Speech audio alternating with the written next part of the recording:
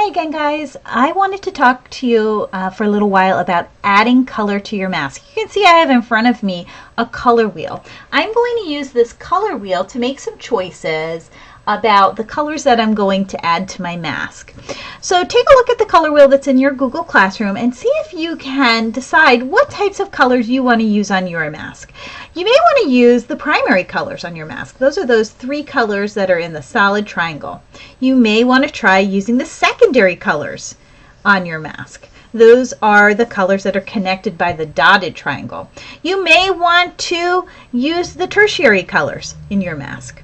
Or maybe you want to make your mask with the warm colors. Maybe you want to make your mask have mostly the cool colors.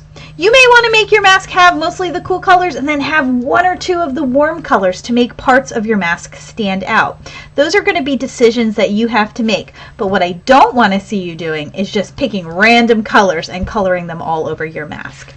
I'm going to show you three masks, and I want to see if you can decide which masks were colored carefully with a carefully selected color scheme and which mask maybe was colored with some random colors. One.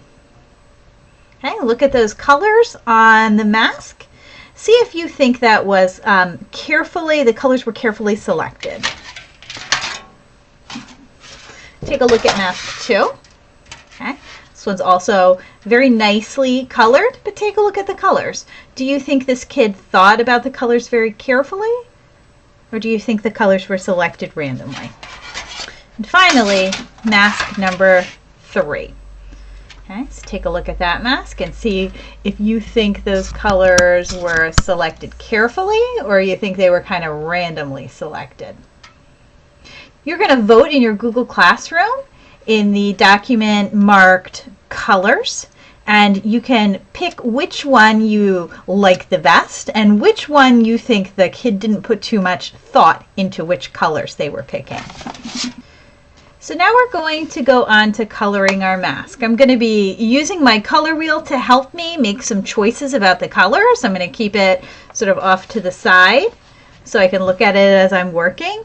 And I'm going to be using some permanent markers to color my mask. So these permanent markers will draw on the metal beautifully. You may want to test the colors out on the edge of your mask to see how they're going to show up. Some colors show up really well, and some colors show up a little bit. I think I'm going to color some of the warm colors for the skin of my mask. And then I'm going to use the cool colors for my eyes, for my nose, for my lips. I think if I have the warm colors for my skin and I have the cool colors for the features of my face, I think that's really going to make my eyes and nose and everything stand out.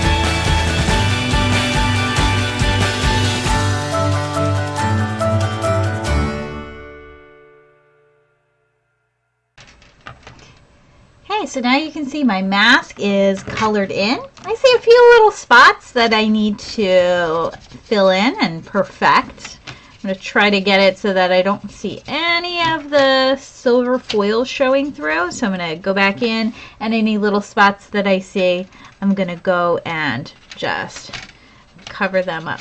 Looking at this mask design, I think that I've done this pretty carefully.